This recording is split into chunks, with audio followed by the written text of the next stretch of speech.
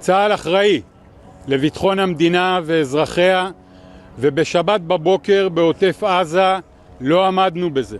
That was the voice of the Chief of Staff of Israel's military, General Herzi Halevi, on Thursday. He said the Israeli military is responsible for the security of our nation and citizens, and we failed to do so on Saturday morning. The success of the attacks by Hamas on Israel this past weekend have given rise to charges of major failures both in Israel's intelligence and military leadership. For more on that, we're going to go to Moscow and speak with analyst Mark Sleboda. Mark, first question I have is, how did this happen? Israel's military and intelligence services are supposed to be among the top in the world. It's supposed to be the most well-defended piece or among the most well-defended pieces of real estate on the planet. How did this happen? Okay, Don, thanks for having me on. So, first of all, if you talk big scope, how did this happen, right? Well, it's the fault, of course, right, for the terrorism, the tactic, right, aspect, of course, of course, you can't absolve all blame from the people who carried that out, right? From taking hostages and dead civilians, right? Hamas, their military wing, Al-Qassam, is as guilty in that as Israel is for war crimes of carpet bombing Gaza. But if you're talking big picture, why did this happen? Well, this happened because of decades of U.S. and Israeli policy of the ethnic cleansing of Palestine, of the slow, gradual, building by building, settlement by settlement, clearing out Palestinians, forcing them into ever tighter, reservations, concentration camps, which is, big open air prison that Gaza Strip is, or driving them out of the country completely as refugees, right? Or just killing them, right? And replacing them with colonists from the U.S., the EU, the former Soviet Union, settlers, as they call them, right? Who come in and take over the land. And we know what settlers are here, of course, in North America, because that's who displaced the indigenous people here. But I'm more interested in, the history is the history. I'm looking at this as an intelligence failure. How did it actually happen? All right, so we don't know all the answers, but there are some clues that have dribbled out. So this operation by Hamas's military wing, Al-Qassam, they call it Operation Al-Aqsa Flood, named after the sacred mosque, which has been violated with raids and harassment multiple times in the last couple of years by the Israeli government. First, everyone is saying it's an intelligence failure. And for once, everyone is right. It is a huge intelligence failure. We have some reports about how it was accomplished. It was planned over months, if not years. Right. And, it was successful for what it is. Right. Obviously, it's not going to free Palestine, but for certain goals, it achieved what it was set out to do. Only a small number of commanders were in on the loop that the operation was going to take place. Right. Everyone knows they're training for something eventually. And of those commanders, an even smaller number of them had a handful really had an idea of the big picture, the big plan. And the Hamas political and military leadership, they do not use phones, not for any real communications anyway. They don't send emails. They don't communicate, as far as we know, by back chats and video games or anything like that.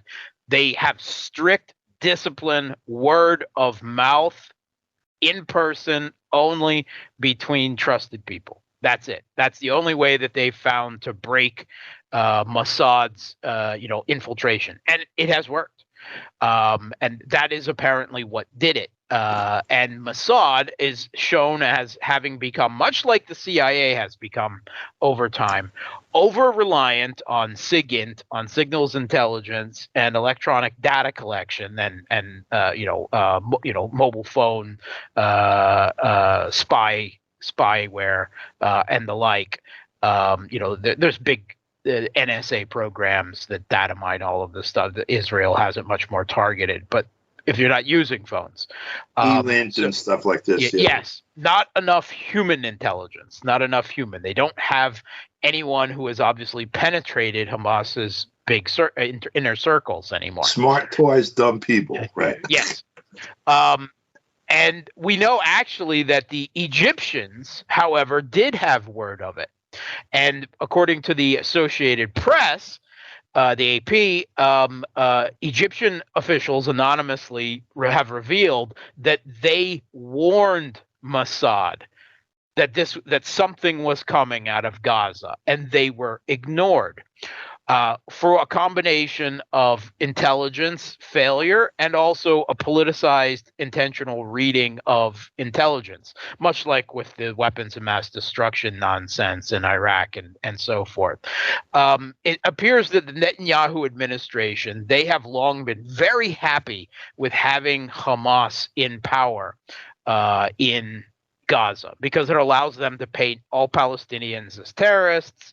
They've actually, the Washington Post actually ran a story today talking about how the Netanyahu administration has facilitated Hamas complete control of Gaza for that purpose.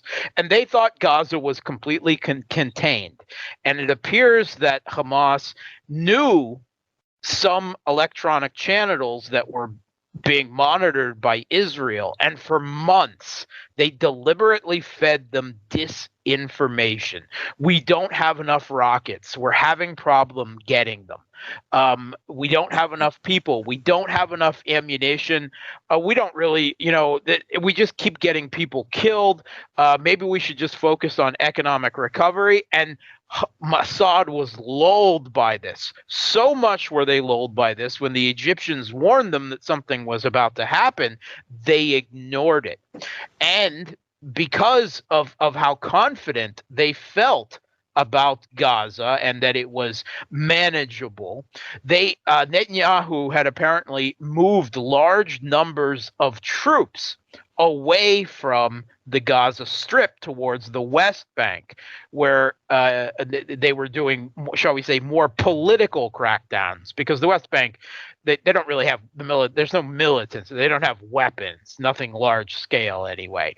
But they felt that with their multi-billion-dollar wall and their automatic machine gun emplacements and everything, that they had Gaza under control so that they could move troops away from there. And nothing was going to happen anyway, because that's what they believed. Well, they were wrong. And through a combination of some very well-planned and apparently well-executed task forces, they used FPV drones to take out automatic machine gun emplacements and radars for the Iron Dome in the area.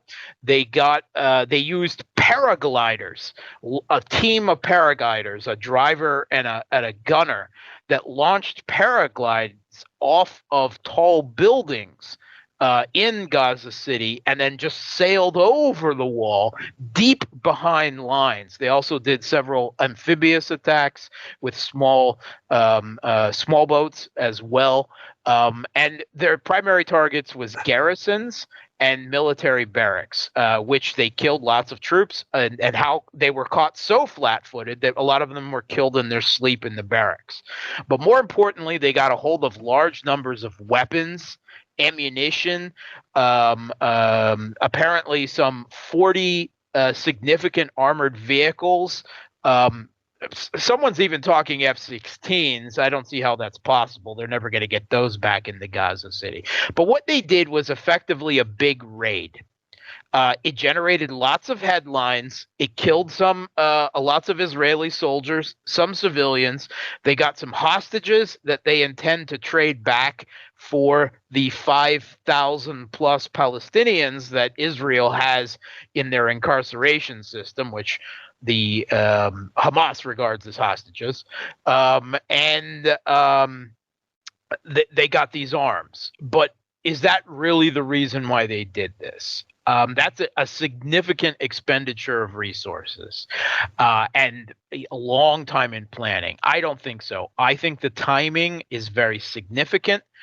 I think the actual goal of this, the geopolitical goal, was to prevent the U.S. pushed Saudi-Israeli normalization, which would have also coincided with a Saudi-U.S. security guarantee relationship, essentially giving them the same preferred military and intelligence status as Israel.